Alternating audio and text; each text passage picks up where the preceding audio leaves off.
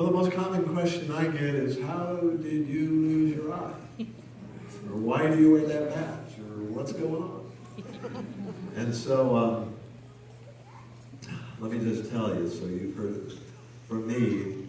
About quite a few years ago now, I went to the eye doctor for just an eye checkup.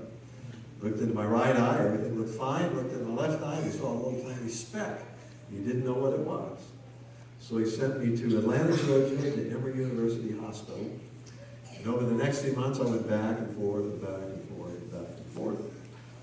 The final test, the doctor said, would have to be conducted in surgery. And based on what that thing was in my left eye, I'd either wake up with just a sore, bloodshot left eye. But if it were cancer, when I woke up, he told me my left eye would be gone. Well, that was a little bit suspenseful. And when I woke up, Shelley was there. Has anybody introduced you? Okay. Shelley was there, and she said it was cancer, your left eye was gone. Is gone.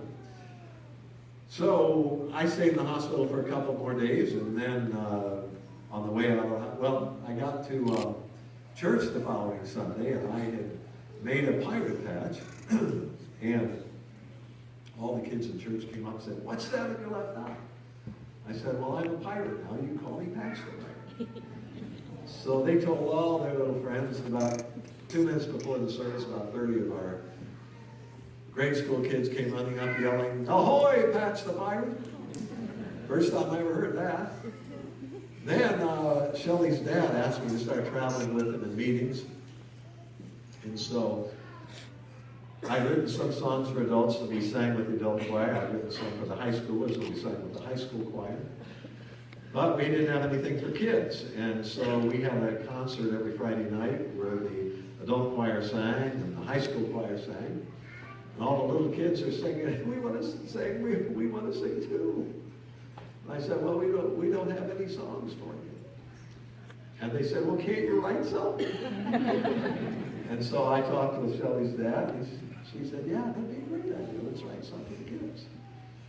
So the first one I wrote was called Jonah. The second one I wrote was called David. And we began to sing them every week with the kids. And then the kids said, "Well, can't you make recordings for all the rest of the people? Can't you make a recording for us?" And so I hurriedly wrote 16 songs. The last minute I said, "Well, let's weave it together with just a few characters. This will probably be our only shot at this. So I'll be Patch the Pirate, and we'll do it early in the morning, so I'll be Wally Whale." And then we also had, Shelley had laryngitis that day, and so we made her a seagull, so she could just kind of squeak and squawk anyway. And then we had 3 friends. We smurfed their voices a little bit and made them oysters. It was just minor dialogue tying together the songs. And so we made our first Patch the Pirate record. Anybody remember what a record was? Big black flat thing. So we got that out, and kids loved it. Mom and dads loved it the first few times they heard it. And then the kids said, "Patch, we need another one."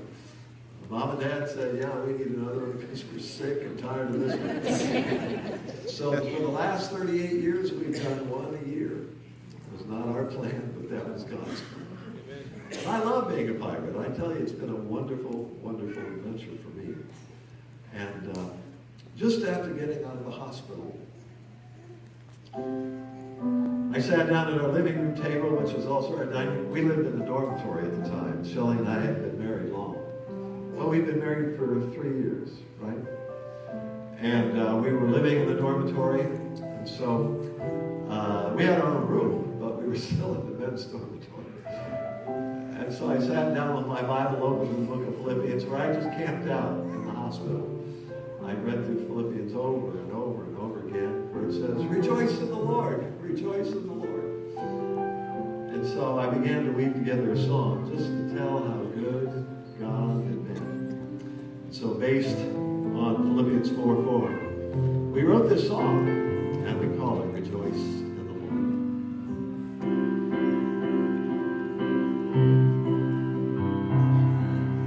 God never moves without purpose or plan.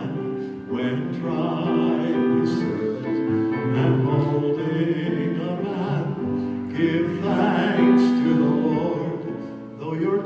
fasting seems long, in darkness he giveth a song.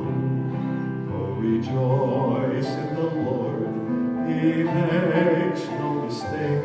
He knoweth the end of each path that I take. For when I am tried and purified, I shall come forth as gold.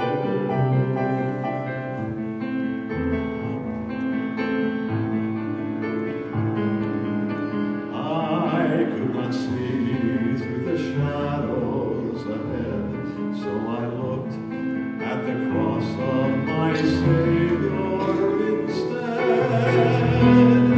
I bowed to the will of the Master that day. Then peace came and tears fled away. Now I can see testing comes from above. God strengthens his children and purges in love. My Father knows best, and I trust in his care. Through purging, the fruit I will bear. Oh, rejoice in the Lord, he makes no mistake. He knoweth the end of each path that I take. For when I am tried and purified,